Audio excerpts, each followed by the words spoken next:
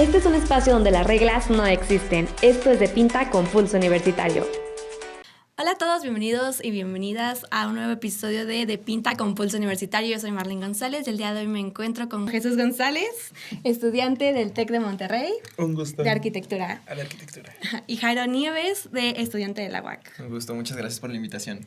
No, gracias a ustedes estar por aquí, en podernos compartir un poco de sus experiencias y de un tema muy interesante, que son las revoluciones estudiantiles, estos movimientos sociales que pasan en las universidades, ¿no? Ustedes como estudiantes, yo creo que más que nada aquí en la UAC, pudieron experimentar el año pasado ahí un movimiento social que pues ahí pasó en el paro de la UAC, y entonces vamos a como que a profundizar un poco sobre estos temas, ¿no? Que pues son interesantes. Perfecto. Ok. Para empezar, ¿cómo pueden ustedes definir qué es un movimiento social o un paro estudiantil? Pues en primera instancia creo que un paro social, como su nombre lo dice, es un cese de actividades, pero para una causa, o sea, algo que nosotros creemos que es correcto o que nosotros defendemos nuestra idea del ser correcto. Creo que ese cese de actividades puede ser como no sé, un grito de ayuda. Entonces, probablemente en palabras coloquiales lo podría definir así.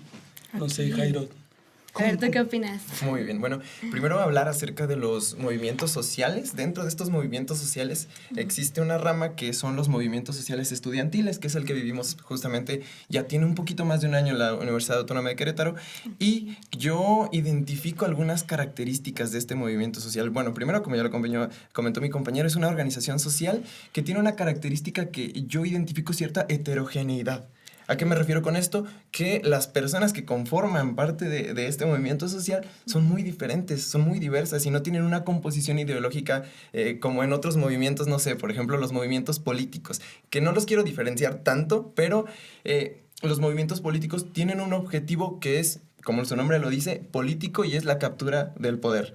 Y si bien los movimientos sociales estudiantiles sí tienen objetivos políticos, no necesariamente es la captura del poder. Entonces yo creo que identifico ese punto que para mí es muy importante y que se ven en los movimientos sociales estudiantiles en específico. Eso está súper interesante, y ahorita queremos enfocarnos justamente a este aspecto social, no tanto el histórico, ¿no? Que los estudiantes tenemos un papel muy importante en estos tipos de movimientos.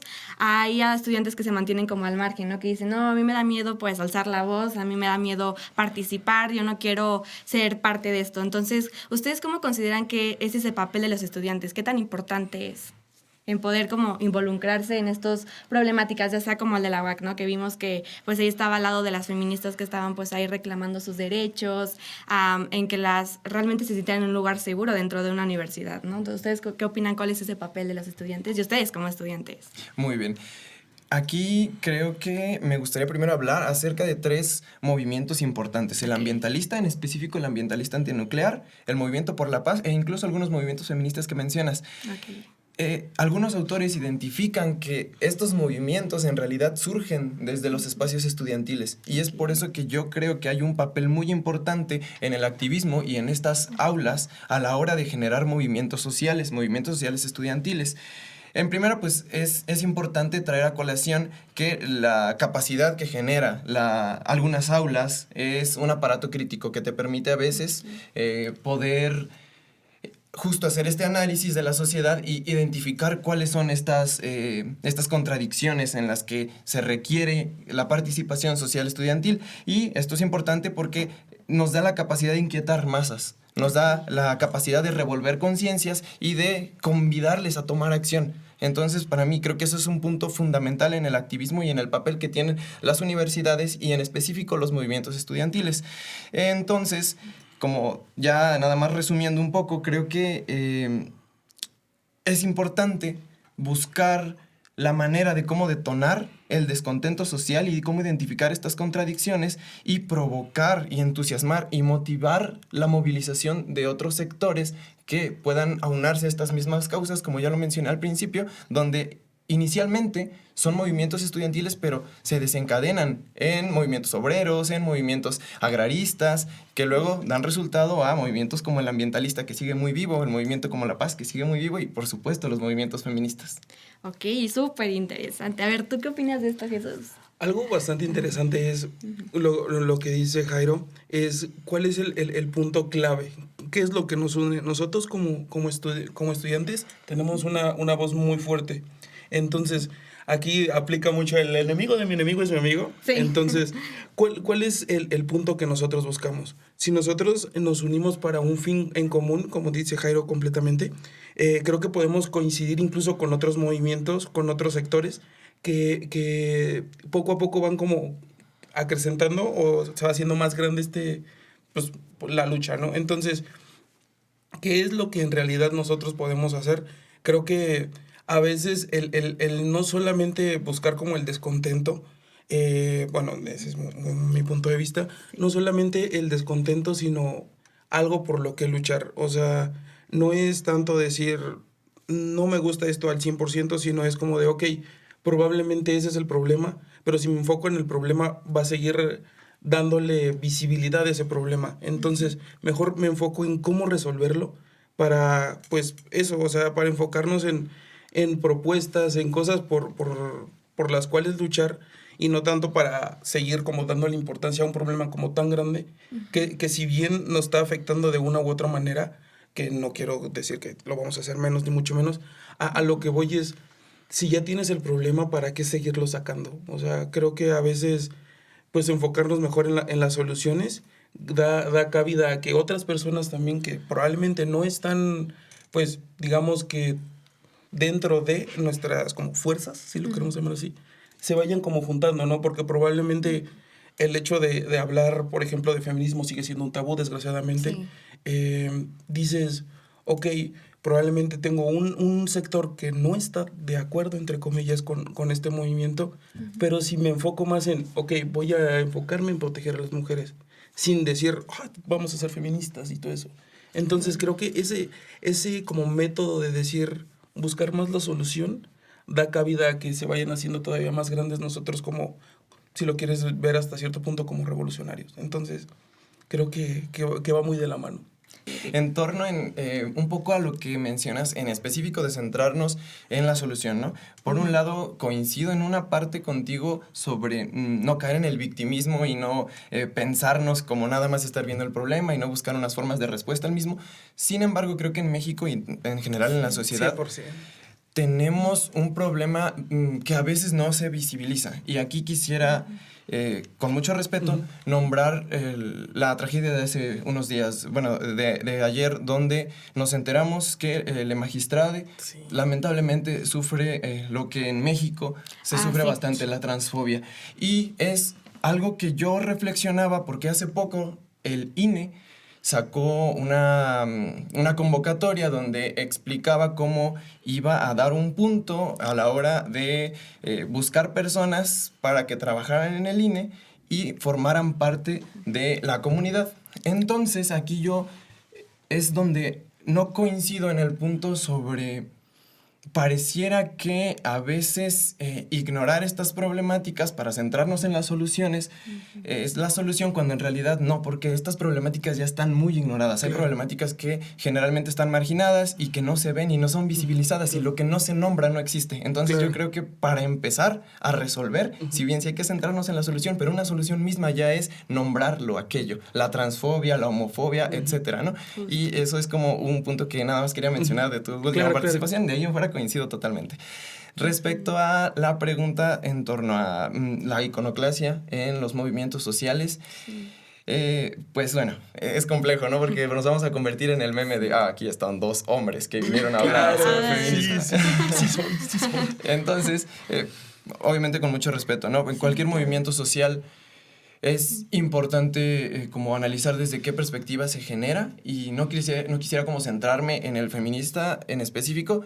Hay movimientos sociales que requieren de cierta disrupción, que a veces 100%. se escapan de estos canales formales que nos dan la política, y cuando se escapa de ello y no hay otras opciones, yo siempre estoy muy a favor de la iconoclasia, y no solamente de la iconoclasia, de otros tipos de actuar políticos que a veces transgreden y son necesarios para poder lograr encaminar un poco en la agenda pública, en la agenda política, las necesidades que existen. Entonces, totalmente de acuerdo con la iconoclasia, pues formamos parte de eso. Mi facultad de Ciencias Políticas y Sociales llegas y está toda tuneada. ¿Y tú cómo ves este aspecto? Ese... fue cuando sucedió todo esto, sí fue como un choque de ideas. Okay. En nuestro caso, digo, yo soy de la parte de arquitectura, creo que fue difícil decir, ok, sí, al momento de expresarse, por ejemplo, con pintas, con iconos en ciertas partes, el arma de arquitecto te dice, ok, es que desgraciadamente o afortunadamente, como lo queramos ver, de donde venimos es lo que somos. Entonces, si nosotros tenemos estos vestigios o estas construcciones que datan de ciertos años atrás, que han traído a lo que somos ahora.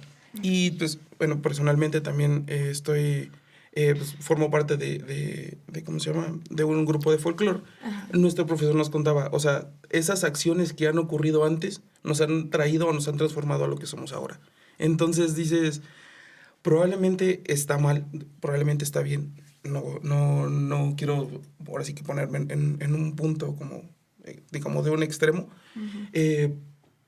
Pero lo que sí quiero dar como cabida es decir, desgraciadamente o afortunadamente, esos lugares, esas pintas son una expresión de nosotros como alumnos, como personas que ya estamos hartos de cierta situación, que dices, es difícil, ¿sabes? Entonces, está bien. Para mí, yo no tengo ningún problema. A fin de cuentas, pues creo que eso da cabida a que las personas se sigan expresando.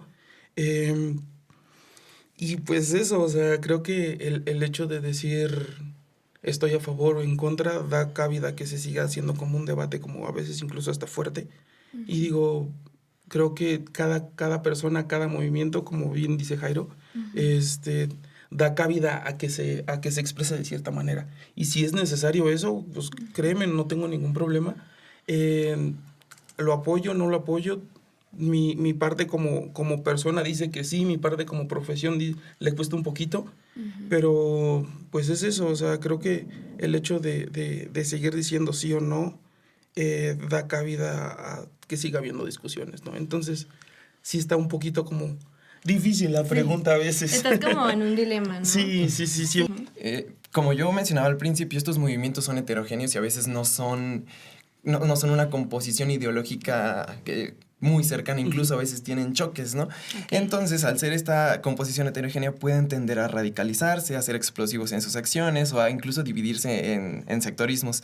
Y ahí es cuando yo encuentro problemas, por ejemplo, que se reflejan en la iconoclasia. Esa pinta que mencionan es muy buena, creo que refleja bastante lo que en sí el movimiento quería lograr. Sin embargo, también hay pintas que incluso fueron misóginas, que incluso eran violentas. Sí. Entonces, si bien la iconoclasia es una forma de expresar este malestar social, también a veces cometemos errores de reproducir los mismos sistemas de opresión que estamos intentando combatir. Y es ahí donde yo encuentro cierto conflicto con la iconoclasia y bueno, responde justamente a que los movimientos sociales son heterogéneos y responde a que pueden darse como estas explosiones efusivas, que el paro mismo de la UAC fue eso, no estaba planificado, no había como un sustrato ideológico, político que lo sostuviera, sino que de repente se da y entiendo que viene a través de pues esta violencia histórica que cargan algunas poblaciones, en específico, en este caso la violencia de género, pero no había como una preparación, entonces sí es muy complejo a veces como darle cierto, no sé cómo nombrarlo, como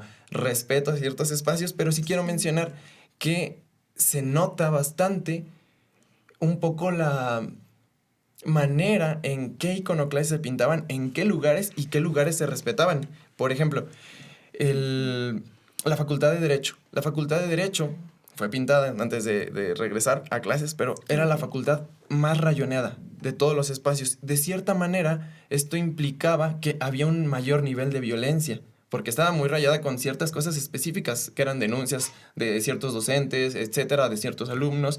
Entonces, ibas a otras facultades o a otros espacios que son más, entre comillas, los voy a poner, seguros, y no estaban pintados, o incluso estaban pintados en un sentido bonito, adornable, de como de pintas, no sé, de florecitas. Entonces, como agradable a la vista. Sí, bonito. Ajá, exacto. Entonces, creo que sí, ahí sí importa y refleja bastante cómo es este vínculo con la sociedad y con los espacios y se refleja en el uso de la iconoclasia. Sí, incluso algo de lo que dices es 100% real y lo podemos ver incluso el hecho de que, como habla bien Jairo, que haya como esta heterogeneidad, es como da cabida a que sucedan cosas que no estaban completamente, que no estaban planeadas. Sí, en absoluto. Y ¿cómo se llama?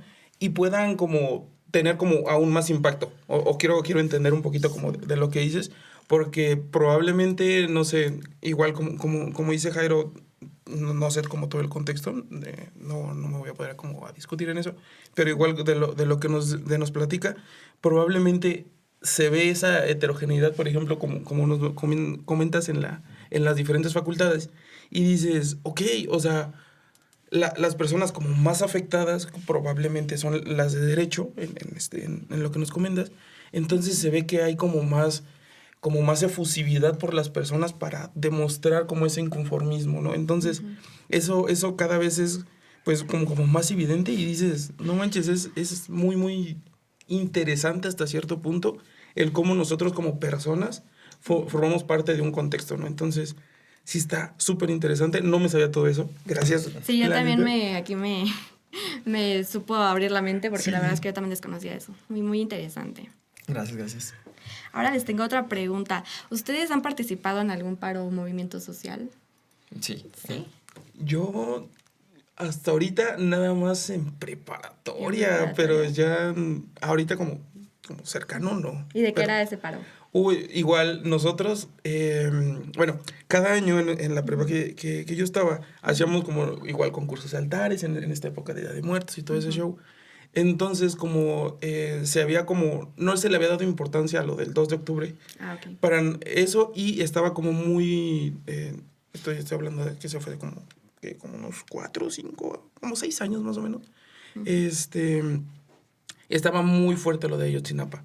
Entonces, no se le estaba dando, o bueno, de donde yo soy, no se le estaba dando como tanta, digamos que importancia a eso. Okay. Nosotros como decidimos hacer un ¿cómo se llama? Un altar para los compañeros. Ajá. Y fue bastante interesante porque éramos como el único altar, entre comillas, feo. Porque, o sea, a diferencia de los otros, el de nosotros era como muy sobrio, como solamente como con cosas de estudiante, no había como tanta comida, porque como tal, pues nosotros en nuestras tradiciones tendemos a decir que estamos como celebrando nuestra muerte, ¿no? Entonces, para nosotros no era una celebración. Nosotros fue nuestra manera como de expresarnos y decir, esto no está bien, no se está expresando. Algo que nos metimos en un problemón, porque está penadísimo con la ley, como modificar como ciertas partes de nuestros símbolos patrios o cosas por el estilo. Sí dijimos como de, nos vamos a meter probablemente en un problemón. Pusimos una bandera de México un poquito intervenida, si lo quieres ver así. Explícanos cómo era más o menos. En lugar de los, ¿cómo se llama? De los colores eran negras.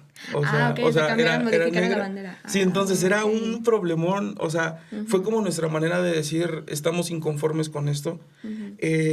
Cuando vieron eso las autoridades de la escuela, sí. O sea, de que suspendieron al grupo entero porque todos estábamos metidos, era ¿cómo se llama? El altar del grupo.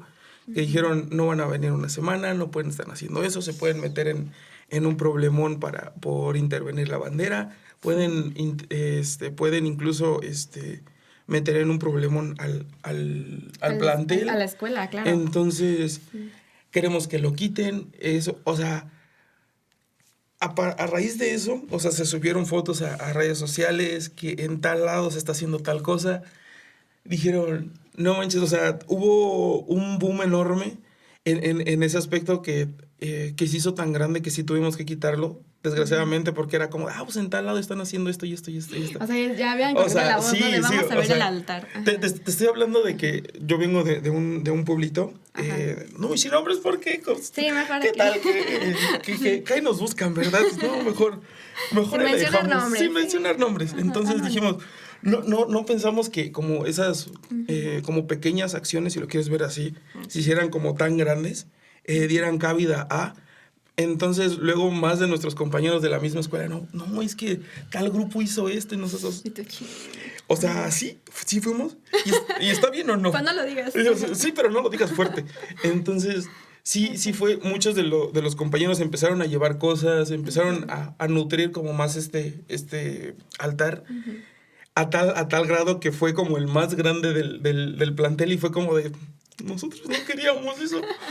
Pero, o sea, esa fue como nuestra manera de expresarnos, ¿no? O sea, creo que fue nuestra manera de decir, no estamos conforme, de manera indirecta, si lo quieres ver así, empezamos como a mover, ahorita como nos comentó Jairo, a diferentes masas, a diferentes ideas por un fin en común. Entonces, sí fue interesante, dejémoslo así, fue interesante. Fue interesante, una buena anécdota. Una buena anécdota. Una buena forma de expresión. Sí. Que casi te lleva a la cárcel, Sí, pero... probablemente. Probablemente. Probablemente no estarías aquí. Probablemente no estaría ni siquiera estudiando. A ver, y ahora coméntanos tú cómo fue tu participación en un movimiento social, estudiantil también. Ok, pues es totalmente explosivo, o sea, es totalmente nuevo porque en realidad las condiciones yo ubico que casi fueron azarosas para que se diera esto. Como mencionaba, no había como una preparación. Ajá. Entonces había un evento en la Facultad de Ciencias Políticas y Sociales que se llama Jaguares, donde van las diferentes comunidades de Ciencias Políticas y Sociales de otros campus que están en San Juan, en Cadereyta, en Amealco, etc. Y se da como un suceso que yo igual lo ubico como contingente, no necesariamente como preparado para esto, y bueno, explota, estalla todo esto, ¿no? Entonces, pues siempre en ciencias sociales como que se carga esta idea, ¿no? Se caracteriza esta idea como de, no, pues son ciencias sociales y políticas, evidentemente tiene que existir cierta participación, y no necesariamente, pero sí, ahí estaban muchas personas que les interesa la participación y estaban comprometidos políticamente con estos temas, y pues una de esas personas éramos unas amigas y yo, y nos tocó de alguna manera como azarosa participar de diferentes formas, desde la organización de cero a como ya elaborar el pliego petitorio, entregarlo a las autoridades y tener las negociaciones, todo como ese proceso bastante caótico, porque ubico que hay como unas ideas que a veces bajarlas a la realidad es muy complejo, ¿no? Por ejemplo, la idea de horizontalidad, que en mi facultad todo el mundo ama esa idea, ¿no? De, bueno, es que hay que eliminar las jerarquías, las relaciones de poder, y hay que mantener una horizontalidad a la hora de tratar estos problemas, pero es bien complejo. En realidad, como que tener muchas personas, no sé, nosotros éramos en una mesa para elaborar el pliego petitorio de 50 personas de diferentes facultades, con diferentes ideas, y escuchar la voz de todas y cada una de las personas para resolver un tema, era mínimo unas 3 horas, ¿no? Entonces sí era muy complejo. Era difícil. Sí, muy difícil, ¿no? Pero creo que sí es importante, sobre todo, mantener este papel activo y tratar de no olvidar que en general, los progresos nunca se han hecho de un día para otro, claro, y nunca han sido sencillos, ¿no? Entonces, claro, mi participación en realidad sí estuvo como bastante presente. Viví ahí casi un mes. Entonces, bastante. Sí, fue bastante. Sí, viví el mes. Sí, muchas personas ahí. Normalmente una semana. Ahí nos bañábamos, abrimos las regaderas de la Facultad de Conta, donde tenían ahí como una alberca, y ahí como que literalmente ahí vivíamos, ¿no? Nos llevaban el café de una señora que llevaba en la mañana, se acababa bien rápido, pero estaba muy bueno, era café de olla con canela. El café de la señora.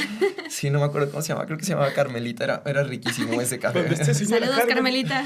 Muchas gracias, Carmelita, extraño tu café. Y en general sí es como una situación bien contrastante, porque por un lado era un movimiento social en contra de las violencias, pero dentro del movimiento social se ejercían muchas violencias, después incluso todavía, entonces es bien complejo como el cómo cometimos ciertos errores, y esto es una frase que me quedó muy marcada de la escritora Dalia de la Cerda, cuando ella habla acerca de teorizar mal. Cuando teorizamos mal, politizamos mal y terminamos reproduciendo sistemas de opresión, y creo que es un tema que todos los movimientos sociales pueden cometer, porque son movimientos sociales, cometen errores, pero es importante como tenerlo siempre en la mente, ¿no? Para tratar de cometerlo lo menos posible. Pero bueno, claro, fuera de eso, estuvo bastante interesante y complejo. Sí, como que ahí están las experiencias, ¿no? Tanto personales y sociales. Personalmente, ¿cómo les ha impactado a ustedes? Bueno, te voy a hablar un poquito como incluso desde afuera, porque pues, digo, muchas veces pues, yo no he participado. Ajá. Entonces, ¿Cómo me ha impactado? Creo que, te digo, muchas de las cosas que han sucedido en nuestro pasado me han traído a lo que soy ahora. Entonces me ha dado cabida a... Entonces, por ejemplo, retomando todo esto de lo de Ayotzinapa, lo del 68, dices, desgraciadamente fueron pérdidas enormes, fueron eventos sociales que fueron muy, muy duros. Pero eso dieron cabida a que nosotros como universitarios, como estudiantes, tuviéramos lo que tenemos ahora. Justamente. O sea, decir, tengo mejores oportunidades, tengo derechos humanos, o sea, tengo derechos estudiantiles, o sea, pues se va a escuchar probablemente mal, pero son eventos que forman un antes y un después. Entonces, muchas veces todos estos sucesos pues tienden a decir, o bueno, a suscitar nuevos movimientos y corrígeme, Jairo, yo no sé tanto de ciencias políticas, o sea, creo que da cabida a que sucedan nuevos levantamientos de cierta manera. Igual de lo que habla Jairo, somos humanos, seguimos cometiendo errores, seguimos probablemente teniendo razones buenas, razones no tan buenas, depende de la perspectiva, claro. Y eso da principio a que nosotros digamos con cuál ideas queremos. Entonces, ¿cómo me ha impactado? Creo que es eso, o sea, creo que generar un pensamiento crítico, tener lo que ahora tengo, ser lo que ahora soy, tanto como persona como estudiante, pues todos esos eventos, pues me han traído aquí, entonces... Es interesante la pregunta. No, claro, tuvimos nuestros beneficios, ¿no? Que hoy en día, como estudiantes, pues tenemos, como dices, más derechos, más libertad de expresión. Como que siento que nos quitamos ese miedo de hablar y alzar y decir, esto no me gusta, yo exijo lo que literalmente me merezco como estudiante y tener como estas oportunidades gracias a estos movimientos sociales que vinieron desde años atrás y que hoy en día realmente han sido un gran impacto. Y en general, el ciclo de protestas de los años 60 Sí. es para mí muy revelador en torno a que, bueno, ahorita yo recuerdo que hay, no sé, por ejemplo, están las protestas por la guerra en Vietnam, en Estados Unidos, están los movimientos por los derechos civiles también en Estados Unidos, los movimientos estudiantiles contra el franquismo en España, pues por supuesto, el de la UNAM en el 68, y que todos responden a una característica que los vincula, que es la lucha contra el autoritarismo y la violencia estatal ejercida. Y creo que eso nos da pie a pensarnos ahorita, a nosotras, nosotres y nosotros como personas privilegiadas a la hora de, si bien sí, de alguna manera enfrentarnos a ciertas cosas o querer llamarlo luchas, pero la situación es un poco más fácil que hace algunos años, como en los años 60. No tenemos un tanque afuera de la universidad esperándonos, no hay una represión directamente de la misma forma, y no estoy diciendo que no haya represiones, porque hay represión, claro. Y recientemente ha sucedido, ¿no? Con el tema del agua, por ejemplo, y los conflictos que han aumentado, los conflictos hídricos aquí en Querétaro, el Estado ha reprimido, y ha reprimido de forma muy violenta. Entonces existe represión, pero lo que quiero decir es que al menos la comunidad estudiantil sí ha gozado de algunos privilegios o de algunas mejoras que se han luchado antes, y creo que tenemos, aquí quisiera hacer especial hincapié para todas las personas que nos escuchan, que tenemos la responsabilidad y el derecho también de participar, y a veces esto me genera cierto cuestionamiento porque las personas a veces, tal vez por falta de compromiso político o apatía política, o también se entiende por desconfianza ante las instituciones, no participan, y se vuelve complejo como sabernos privilegiados de tener el derecho de alzar nuestra voz sin que nos vayan a necesariamente reprimir, pero a la par a veces existe una baja participación política de las personas, incluso en lugares que se nombran como ciencias políticas y sociales, como en el caso de mi facultad. Entonces es bien complejo darnos cuenta de esto. A mí me ha impactado de diferentes formas el poder acceder a estos conocimientos, desde el simple hecho de la concepción de mí mismo, ¿no? Yo vengo de un ranchito también, aquí al sur de Querétaro, de una familia que voy a ser la primera persona que pudo acceder a estudios universitarios. Y el lograr como... Y yo, felicidades. Felicidades. Muchas gracias. Y el lograr como entender esto me hizo sentir un poquito como... No sé si alguna vez han entrenado algún deporte de contacto, pero ya ves que empiezas a entrenar y al primer mes ya sientes que te puedes traer a Canelo y te lo noqueas, ¿no?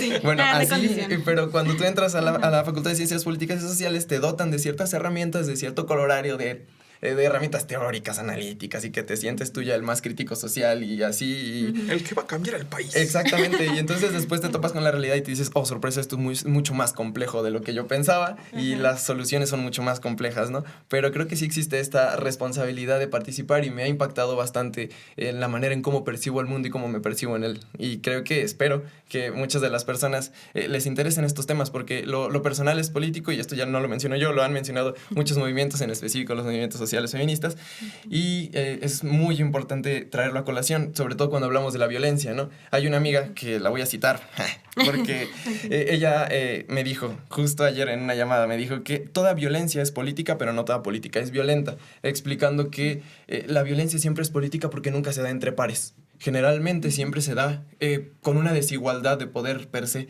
y para mí eso es muy importante que lo mencionemos, porque uno de los problemas que más laceran a nuestra sociedad es la violencia, y lo mencionaba hace un momento con lo que sucedió al día de ayer. Entonces creo que sí es nuestra responsabilidad como personas que han accedido a estos derechos y estos privilegios, participar políticamente. Justamente la participación es muy importante. Yo la verdad es que sí me ha dado miedito, un poquito como que involucrarme en cosas, que siento que también como jóvenes a veces nos mantenemos también como alejados de la política o de temas sociales, con que estar informados, con estar como al menos un poquito involucrados, poner nuestro granito de arena en apoyar a las personas, chance no ir de, ay, voy a ir a marchar y todo, pero realmente poder hacer como un impacto social tú como estudiante o como joven es muy importante. Yo creo que ahorita, hoy en día, como nos dicen que somos la generación de cristal, ¿no? De que todo nos molesta y todo y así. Nos dicen. Ajá. Pero no, o sea, está bien realmente hablar, ya no seguir como con esos tabús que a mí me choca que luego no podamos hablar, así como hasta en mujeres, como, no sé, hablamos del feminismo, hablamos de otro tipo de cuestiones y nos siguen como juzgando tanto. Entonces es como padre ver que ahorita ya estamos alzando más la voz y estamos perdiendo ese miedo, ¿no? Y estamos expresándonos y estamos involucrándonos más. Y ahora pasándonos ahora a otro tema, estaba muy interesante esto que me comentaba Jesús González fuera de cámaras, bueno, como él como arquitecto me estaba hablando de un movimiento ahí también estudiantil que nunca lo había yo escuchado, el Bauhaus. La Bauhaus. El Bauhaus. A ver, amo ese tema, es bastante interesante. Claro. Porque probablemente nosotros, tanto como diseñadores o como arquitectos, a veces se nos tacha.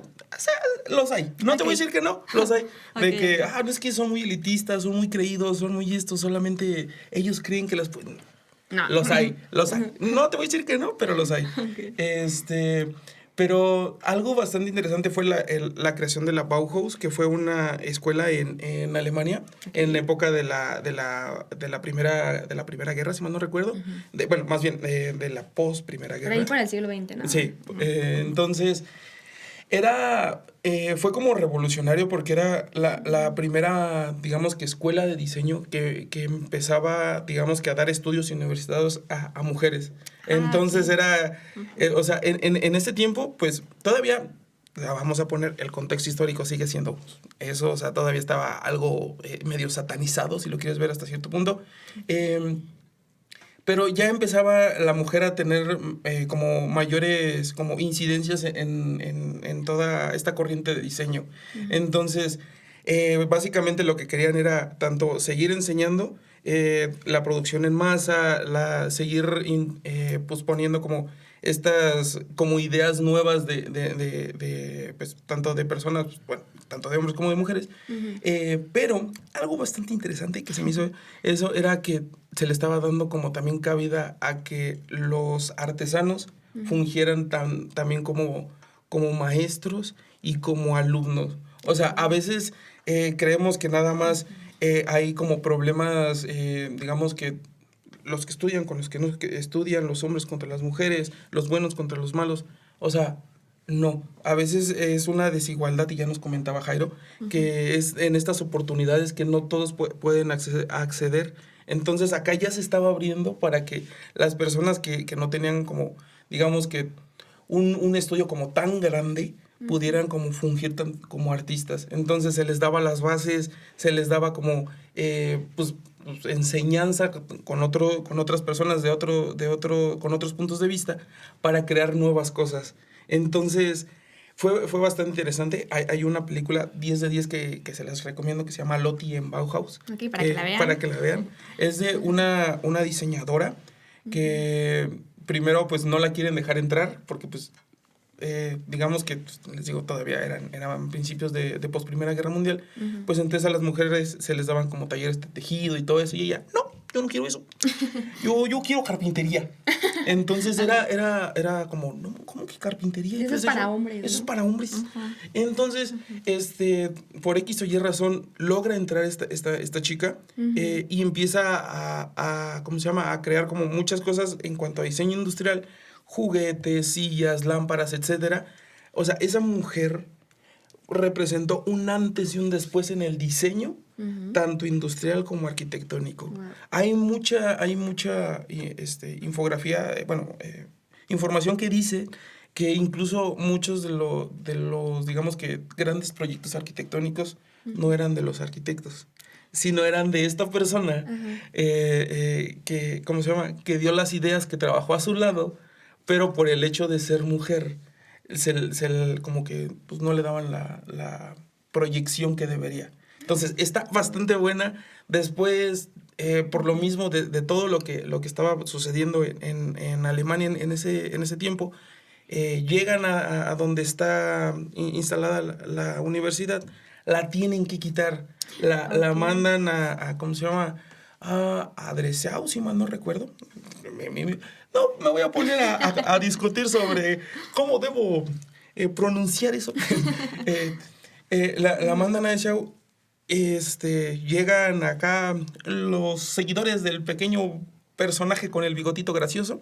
Llegan y pues básicamente les pega muy fuerte el hecho del nazismo. Tienen que cerrar durante un tiempo porque se creía que incitaba a los jóvenes a, ¿cómo se llama? A no seguir, pues, literal, el régimen. No seguir este régimen, entonces iban en contra de toda la ideología que ponían. Entonces, ahí no les importaba si eras judío, si eras alemán, si eras inglés, o sea, sí, o sea, aquí tú eras un artista, eras un artesano creando cosas. O sea, entonces eso en épocas de post Primera Guerra Mundial era muy difícil. Entonces, chéquenla, esta creo que incluso dio partido a que más ideas revolucionarias en cuanto a diseño, en cuanto a arquitectura, pues crecieran, ¿no? O sea, ahí uno de los profesores que estuvo ahí se vino para México. Solamente hay ¿cómo se llama? Hay una construcción de él hasta ahora, es una cervecería, si mal no recuerdo. Okay. No me acuerdo, ¿no? Ahí lo investigamos. Ahí lo investigamos. Tendremos que ir a esa cervecería. Sí, tenemos que ir nada más para investigar, ¿no? Digo, pero fue uno de los grandes expositores de la arquitectura, que es Mies van der Rohe. Chulada. Véanlo, hizo el pabellón de Barcelona. Esa fue otra crítica que no fue universitaria, okay, pero fue una crítica como muy, muy grande, porque era como, ¿qué es lo que necesitan las personas para vivir? Y era como de un lugar solamente como con una banquita y ya. Y era como, o sea, tiene un sentido más profundo, claro. Y es como de, nada más esto. Nada más una banquita. Nada más eso. Entonces, todo eso creo que nos invita como a pensar, ¿sabes? O sea, nosotros como arquitectos, como diseñadores, a veces creemos, o bueno, se nos tacha de que estamos como muy afuera de estos movimientos. Nosotros hasta cierto punto tenemos como nuestra manera de luchar para perseguir como pues un fin, vaya. Nada más que lo hacemos de una manera, por así decirlo, diferente. Y pues eso, o sea, véanlo, busquen información sobre la Bauhaus, neta, dio cabida a lo que hoy se conoce como arquitectura moderna. Está súper interesante, y si son como yo, de que les gustan mucho los dibujitos, van a encontrar muchos dibujitos. ¿Nos repites cómo se llama la película? Lottie en Bauhaus. Lottie en Bauhaus, para que la busquen. Sí. ¿Ahí está en Netflix o en dónde la podemos encontrar? Esa la conseguí de manera ilegal en una página de dudosa procedencia, pero creo que está O sea, en el sistema, o sea, como el Netflix, pero de megacable. Ok. O sea, no sé, ahí la encontré, no sé por qué ahí. Y probablemente, en Netflix probablemente. En Netflix probablemente Sí. está ahí. No, pues ahí Sí, investigamos. sí. Pero esta, la recomendación de Jesús. 10 de 10, la La neta. verdad es que está interesante, ¿no? Está muy Sí. interesante esa revolución estudiantil. Nunca la había escuchado. ¿Tú la habías escuchado No, antes? nunca la había escuchado. Incluso ahí hay ciertas escenas que estuvieron como medio raras, experimentales. A ver, ¿por digamos qué? así. A ver, ¿por qué? Porque, o sea, hay un momento donde algunas de las personas como que dudan de su ¿Arte? O... no, de sus capacidades mentales. Ah, ok. Entonces, y Ok. dices, ok, o sea, eso hasta cierto punto nosotros lo llegamos a vivir, o sea, es como lo que nos comentas, Jairo, dices, o sea, voy a ser yo el que va a cambiar a México. Sí. Y dices, Sí. ¿qué onda? O sea, te pones como a pensar eso, está muy raro porque, pues igual, se empiezan a bañar hombres con mujeres y dices, ¡oh! ¿Qué es eso? ¿Cómo? ¿Qué es eso? Eso aquí no se hace. Entonces, Sí. dices, ¿qué onda? O sea, empiezan como a experimentar ese tipo de cosas que no se permitían en ese tiempo. Entonces dices, wow, o sea, creo que, aunque no seas diseñador, creo que está bastante buena. Y hay hay algunas partes que dices, sí son muy mal plan para con la persona. Y hay otras que dices, es mi caso, ¿sabes? O sea, Me identifico. soy Sí ese. soy. Soy ese. Entonces, véala, 10 de 10. 10 de 10, sí. Yo la voy a ver. Yo también la voy a ver, la Sí, verdad. sí. Ahí se la súper recomendamos. Sí. Cómo a veces, a partir del Estado moderno, empezamos a ver las cosas como en dicotomías, como Ajá. estas falsas dicotomías que tú mencionabas, ¿no? Como negro-blanco, capitalismo, comunismo. Y creo que eso sí nos ha afectado bastante, sobre todo en las áreas del conocimiento, como las hemos pensado muy parcializadas, Sí. incluso opuestas, ¿no? No sé si Sí. te ha tocado, ¿no? De que Sí. hay licenciados versus ingenieros y ahí Sí. ambos tienen una carga de que, es que los de sociales no saben nada de números y, no, los ingenieros no saben nada de sociales. A veces pasa, Los hay. pero no necesariamente. Las guerras ¿no? ahí. Y el problema es que pensar el conocimiento como esta división de conocimiento de, yo solo soy de física y entonces no me voy a meter en nada de lo demás, no nos permite ver que en realidad el conocimiento en sí mismo es lo que estudiamos desde diferentes ópticas y perspectivas, pero es el mismo conocimiento, no es la misma realidad. Entonces creo que como empezar a romper con ese pensamiento dicotómico de buenos y malos, de negro, blanco, es para empezar un principio que necesitamos empezar a repensar para poder lograr buscar otras maneras de percibir el mundo, de percibir la realidad que nos permitan dar respuestas.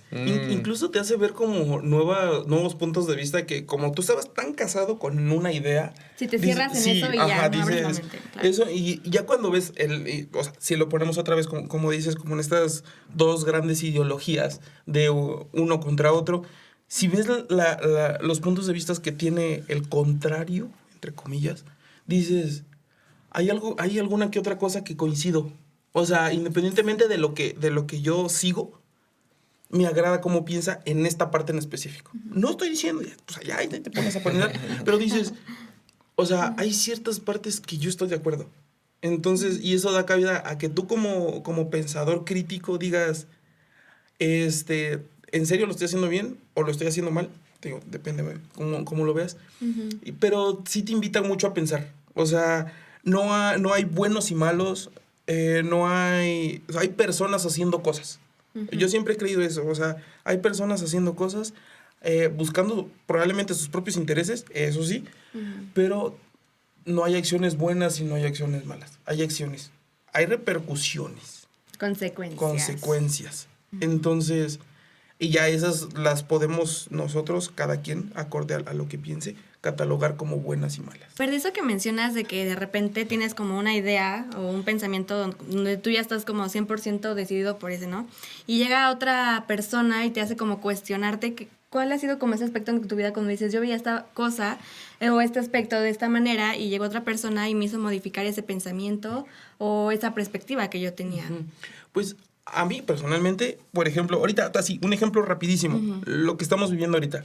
Probablemente puedo decir, no, pues yo pensaba que el movimiento, vamos a decir, anarquista, es muy malo porque, pues, no manches, una anarquía es completamente utópica, o sea, pero hasta cierto punto dices, ok, si me pongo a investigar y digo, mira, busca el bien en general, busca el no tener reglas opresivas, busca el que nosotros como personas tengamos el ¿cómo se llama? El criterio suficiente para decir voy a hacer las cosas bien, voy a hacer las cosas mal. Digo, o sea, probablemente no estoy de acuerdo con ese movimiento tan utópico, pero hay ciertas cosas que sí dije son interesantes, ¿sabes? Que estaría bastante interesante ponerlas sobre la mesa. Y nosotros como personas, digo, hay muchas cosas que sí lo podríamos hacer y que sería muy, pues si lo quieres llamar así, muy lindo que sucedieran. Porque digo, yo soy mucho de la idea de la persona es buena porque quiere ser buena. O sea, dices, no todas son así. Digo, pues sí, pero es que nosotros como personas pensantes o animales pensantes, decimos, ok, si voy a agarrar el fuego me voy a quemar. Es lógica. Sí. Digo, si voy a hacerle daño a una persona, va a tener una repercusión. Es lógica, no lo voy a hacer. Pero no sé, a veces hay cositas que dices, pues, a ver qué pasa. No pasa, no pasa nada. ¿Qué puede pasar? ¿Qué puede O sea, pasar? tú piensas que la persona es buena no por naturaleza, sino porque decide serlo. Porque elección. decide serlo. Ok, pero tampoco es mala por naturaleza. O sea, Sí, no. hay- O sea, somos conscientes de nuestras acciones y de las repercusiones. Lo que tenemos que hacer nosotros es decidir. O sea, tú lo puedes hacer o no, o debería de. Puedes hacerlo o no, pero ten en cuenta lo que va a pasar. O sea, las personas siento que son así. O bueno, deberíamos de. No hay una persona 100% buena ni, Sí, no. ni 100% No. mala, claro que no. O sea, Para nada. y en eso también están en los aspectos, no solamente en las personas, o sea, de todo. Sí, bueno, es que lo bueno y lo malo al ser moral y al ser contingente, pues cada corriente tiene lo que sí es bueno y no es malo. Y no hay que olvidar que, pues, a veces el establecer una brújula, ¿no? Moral es un tema complejo, ¿no? Sobre todo en el contexto en el que estás. Hace unos momentos estaba yo entrando aquí en el Parque 2000, está una exposición del Museo de Memoria y Tolerancia en torno al tema de diferentes genocidios.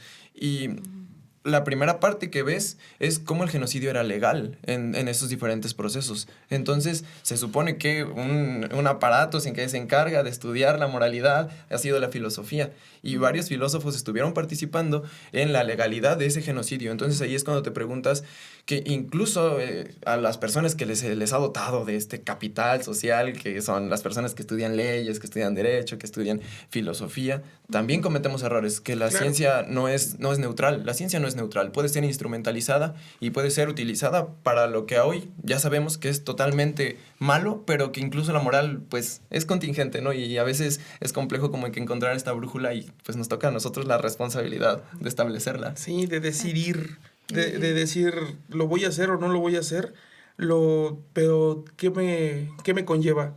O sea, si hago esto, ¿qué es lo que puede pasar? ¿Cómo me va a afectar a mí? ¿Cómo le va a afectar a mi contexto? Porque ese es otro como, a veces, algo que no vemos es cómo nos desarrollamos y en dónde nos desarrollamos. Entonces, pues eso también hay que tomarlo muchísimo en cuenta al momento de decidir cualquier cosa, ¿sabes? Sí. O bueno, yo lo veo así. No, yo claro, y de hecho, ¿cómo estaría el mundo si muchas personas hiciéramos eso, ¿no? De pensar, reflexionar antes de actuar, porque pues así ya no habría como tantas decisiones malas que luego llegamos a tener, ¿no? De ser más conscientes, de ponernos realmente a pensar de esto le va a hacer mal a una persona o esto me va a perjudicar a mí, esto le va a perjudicar a mi entorno, ser como más delicados en ese aspecto, ¿no? Entonces yo creo que igual con nuestras experiencias pues podemos igual pues manejar mejor esos aspectos. En este tema de las revoluciones de estudiantiles, movimientos sociales, es también muy importante en participar, en alzar la voz, en informarnos, en poder tener todas esas como partes de nosotros en las que podamos atrevernos a poder poner ese granito de arena, ¿no? En situaciones políticas, sociales que podamos mejorar e igualmente, pues sí, como que ver y reflexionar todo lo que han pasado desde años atrás, las revoluciones que hoy en día nos ayudan como jóvenes y como estudiantes a pues tener unos entornos pues mejores. Y igual, digo, siempre van a haber problemáticas y no dudo que van a seguir paros y todo este tipo de movimientos sociales, pero pues ya lo sabemos cómo sobrellevar mejor, ¿no? Entonces, muchísimas gracias por escuchar este episodio de Pinta con Pulso Universitario. Le agradezco muchísimo a Jairo Nieves Muchas y a gracias Jesús por la González invitación. Muchísimas gracias. por compartir aquí sus opiniones, sus puntos de vista, sus experiencias. Y bueno, los vemos en el siguiente episodio. Te invitamos a seguirnos en nuestras redes sociales, Instagram, Facebook, YouTube y TikTok como Pulso Universitario. Hasta la próxima.